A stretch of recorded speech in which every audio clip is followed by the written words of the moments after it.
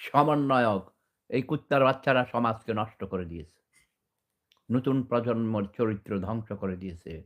এই ডক্টর ইউনুস নামে একটা কুত্তার বাচ্চা, একটা হারামজাদা।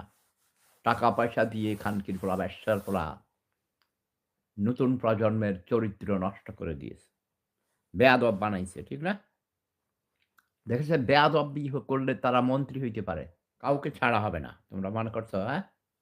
মনে করছো আওয়ামী লীগ মরে গেছে? বাংলাদেশের প্রতি ঘরে, ঘরে আওয়ামী লীগ। ২০ কোটি মানুষের মধ্যে ১৫ কোটি হলো আওয়ামী লীগ। দেশের ভবিষ্যৎ খুব খারাপ। এই সমন্বয়ক নামক এই কুত্তার বাচ্চারা, রাজাকারের ছোঁদারা, ধর্মীয় মৌলবাদীরা, এক্সট্রিমিস্ট এরা সমাজটাকে ধ্বংস করে দিয়েছে। রাজনীতি, সমাজনীতি, অর্থনীতি এক্কেবারে শেষ করে দিয়েছে।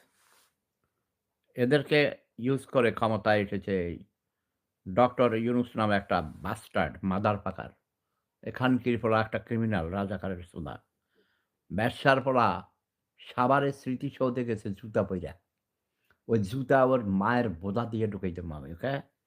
ইউনুস খানকির পোলা তুই আমারে চিনস?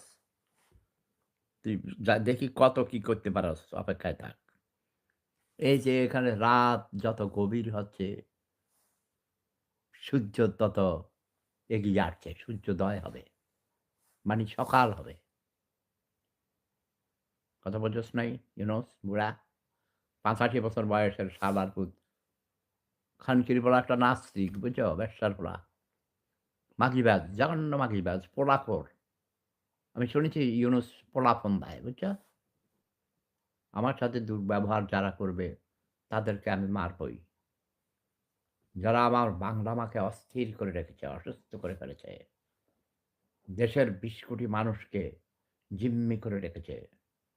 এত বছর শেখ হাসিনা জিম্মি করে রেখেছিল। সবাই মনে করেছি আমরা মুক্তি পেয়েছি। যে দেশে মানুষ ২ বেলা ঠিকমতো খাইতে পারে না।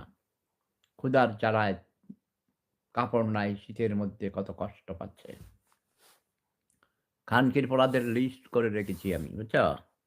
আবার হাঁসু আপাকে নিয়ে আসতেছি আবার।